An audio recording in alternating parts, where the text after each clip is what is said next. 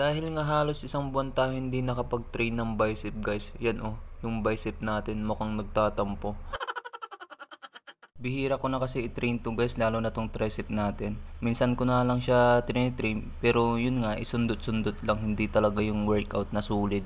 Mga nakalipas na araw kasi nag-focus tayo sa lower body natin, yung legs tsaka yung calf natin, tapos yung back, shoulder tsaka chest. So ngayon i-train natin tong bicep natin para hindi naman nagtatampo. So dalawang workout lang yung gagawin natin sa bicep natin guys. So unang workout natin guys is barbell bicep curl. Tapos ayan, kumuha na ako ng barbell. Bali ang gagawin natin guys is moderate to heavy para lalong mas solid yung bicep natin, na kahit lang, dalawang workout lang yung gagawin natin pero mahihirapan pa din siya kasi yung gagawin natin is moderate to heavy, magaan tapos pabigat ng pabigat.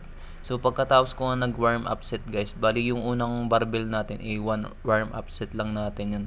Tapos kumuha ulit tayo ng medyo mas mabigat. Bali ang ginawa natin guys is 3 sets, tig 3 sets yan. Yung unang barbell 3 sets yan, tapos 15 repetition.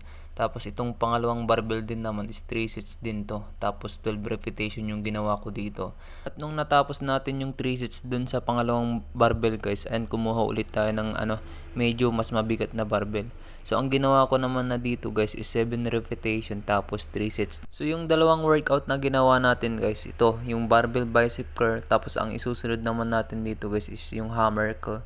Pero kahit dalawang workout lang yung ginawa natin, ramdam ko sa muscle ko na sulit yung ginawa nating workout sa bicep natin. Kasi halos hindi natin maangat yung pang third set natin guys. Halos sumasama na yung katawan natin kasi nga binibilohan natin dun sa baba.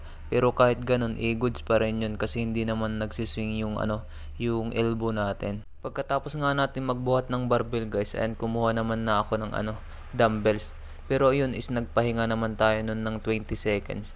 Tapos ito nag-proceed na tayo sa hammer curl naman. So dito sa hammer curl guys is moderate to heavy ulit yung gagawin natin. Pero yung bubuhatin nating dumbbells is dalawa lang. Bali hindi gaya ng una na 3 barbell yung binuhat natin. So dito sa una nating binuhat na hammer curl guys na dumbbells, 3 sets din yung ginawa ko dito. Tapos 12 repetition side by side. At hindi natin kailangan ng madaming workout sa bicep natin o kahit anong muscle sa body part natin, basta matamaan mo lang yung bawat muscle. At syempre dapat quality din yung pagka-execute mo. Bawat angat at pagbaba mo ng binubuhat mo, mapadumbbells man yan o barbell, bawat angat pagbaba mo, dapat pinipil mo yung bigat ng binubuhat mo. May iba kasi pagka medyo pagod na, binibilisan na nila yung repetition nila, yung pagbaba tapos pag-angat, hindi na nila pinipil yung binubuhat nila. Pero syempre ginawa din natin yung nung baguhan pa lang tayo. Pero nung patagal ako ng patagal dito sa pagbubuhat natin, mas naisip ko na mas okay pala yung pinipil mo yung binubuhat mo kahit medyo nahihirapan ka na, mas okay yun. Kasi the more na nahihirapan yung muscle mo, the more din na nagro-grow siya. Yun, English yun